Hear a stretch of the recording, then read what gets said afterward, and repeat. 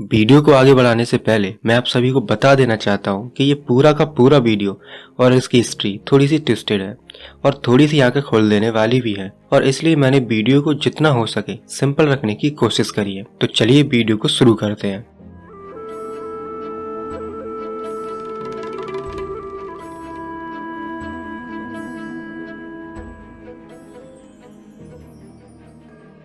ब्राह्मण इतिहासकार छत्रपति शिवाजी महाराज को हिंदू राजा के रूप में प्रस्तुत करते हैं, जिन्होंने मुस्लिम शासकों से युद्ध लड़कर ब्राह्मणों की रक्षा की थी। ब्राह्मणों की रक्षा, ब्राह्मण कितना झूठ बोलता है।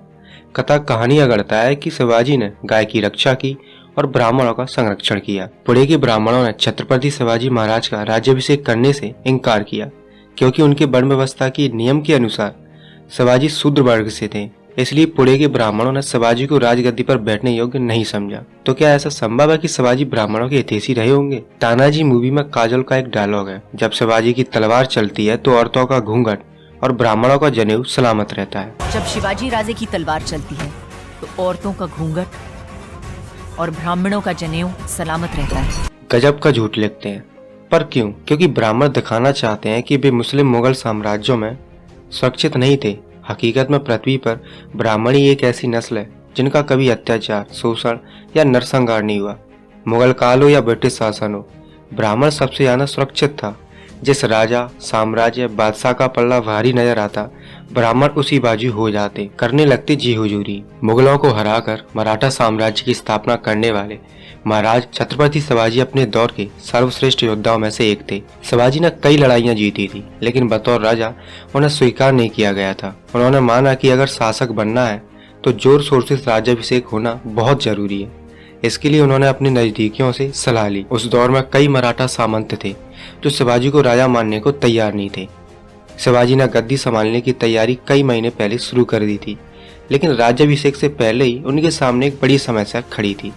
उस दौर के रूढ़िवादी ब्राह्मण, वही चून मंगे, जो शिवाजी को राजा मानने के लिए तैयार नहीं थे। कहा जाता है कि शिवाजी को उतना संघर्ष युद्ध करने और जीतने के लिए नहीं करना पड़ा जितना ये साबित करने के लिए करना पड़ा कि वे भी एक राजा बन सकते हैं। शिवाजी मराठवाड़ा की सुरक्षा के लिए जल्द से जल्द अपना राज्याभिषेक चाहते थे। गनीमत है कि उस समय राजा महाराजा, बड़े बड़े बादशाह ब्राह्मणवाद के जाल में बुरी तरह फंसे हुए थे, जिसका उदाहरण हमें महाराज शिवाजी के रूप में देखने को मिला।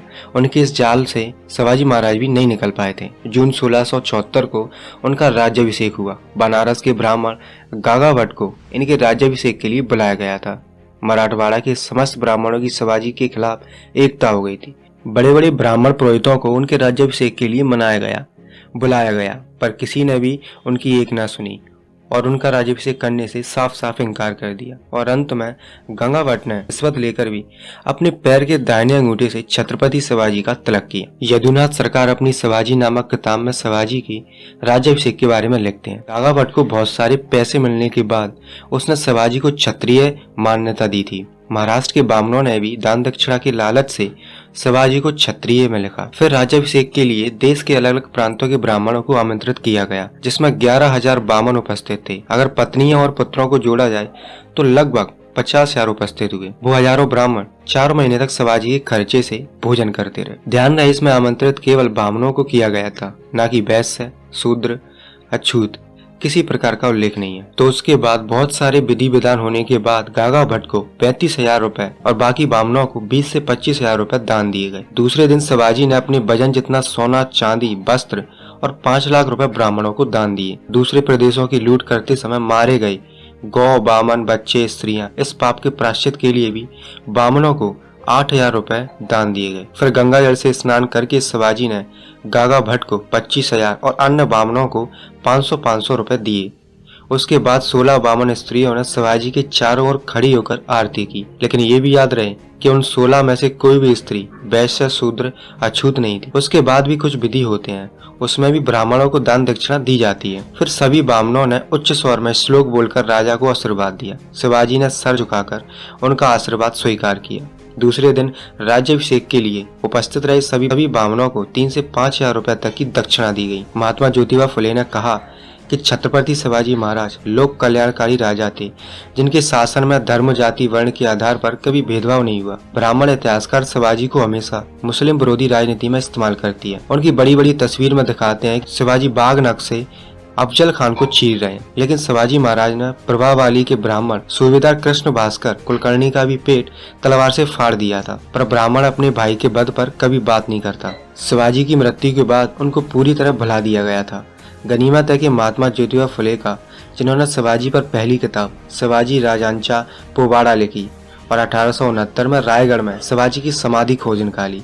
शिवाजी और ज्योतिबा फुले दोनों को सत सत नमन। ब्राह्मणवाद की वजह से ही तो ये देश हर बार बाहरी लोगों से हारते रहे। तो दोस्तों, इस वीडियो को ज़्यादा से ज़्यादा शेयर करें ताकि सबको पता चल सके कि ये भारत बहादुरों की धरती है, जहाँ हमेशा ही वीर जन्म लेते हैं। लेकिन ब्राह्मण धर्म ने उन्हें हमेशा ही धार्मिक गुलाम बनाए रखा और उन्हें वर्ण जाति में बांटकर उनका मनोबल भी गिराया।